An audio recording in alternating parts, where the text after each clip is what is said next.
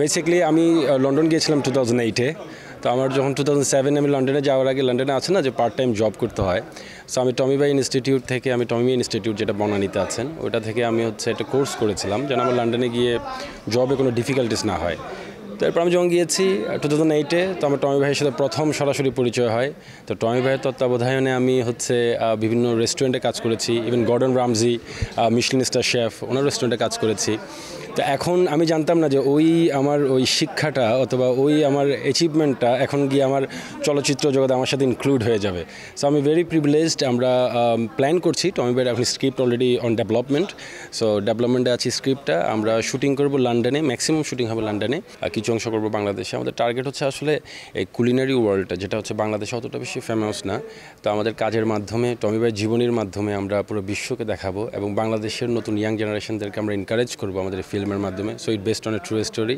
আর যখন সিনেমাটা আসবে সবাই ঘোষণা অবশ্যই পাবেন। আবার আমরা মিট দ্য প্রেস করবো আবার, সো তখন ঘোষণা দিব ইনশাল্লাহ। আমি চিটংয়ের, বাট আমিও সিলেটি মারতাম পারি বিকজ আমি লং টাইম লন্ডন আসলাম।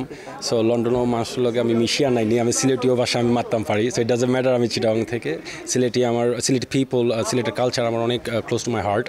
সো আমি অ্যাডপ্ট করছি সিলেটি ভাষা, সো এটা আমার জন্য ডিফিকাল্ট কোনো কিছু না। বেসিক্যালি টমি ভাই হচ্ছে আমার ভেরি ক্লোজ ভাই। সো ওনার উদ্যোগে যেহেতু অ্যাওয়ার্ড শোটা হচ্ছে, সো বাংলাদেশ থেকে যতটুকু সাপোর্ট অ্যাজ এ অভিনেতা হিসেবে আমার করতে হয় আমি করব, অ্যাজ এ ভাই হিসেবে পেছনে থেকেও যতটুকু হেল্প করার আমি অবশ্যই করব। প্রোগ্রামটা যেন ভালো হয়, বাংলাদেশের চলচ্চিত্র যেন বিশ্ব দরবারে উঠে আসুক, ওটাই আমার চাওয়া সবার।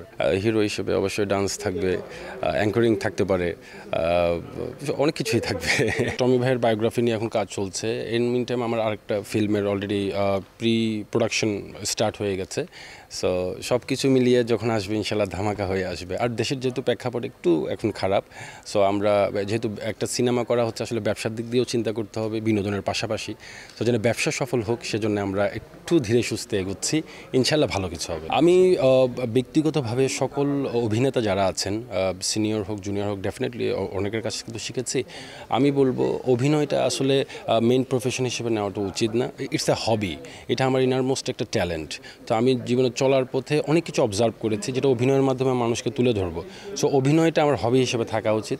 চলার জন্য ব্যবসা বাণিজ্য, কেউ যদি জব করে, জব অবশ্যই কন্টিনিউ করতে হবে, বিকজ অভিনেতা বেঁচে থাকে, বাট রূপ নায়ক এই সকল কিছু তো থাকবে না। একটা পর্যায়ে তো এন্ড অফ দ্য ডে বাঁচার জন্য টাকার দরকার। সো ব্যবসা বাণিজ্য করুন, চাকরি করুন, পাশাপাশি হবি হিসেবে নিয়ে অভিনেতা হতে ইচ্ছে করলে অভিনয়টাকে তুলে দেয়। আমি তো সিনেমা করি, যেহেতু আমি ছোটো পর্দায় কাজ করি না, আমার বছরে হয়তো একটা মুভি আসে। তো রেস্ট অফ দ্য মান্থস আমি তো চলতে হয় আমার ব্যবসা বাণিজ্য আছে, টুকিটাকি কাজ চলছে।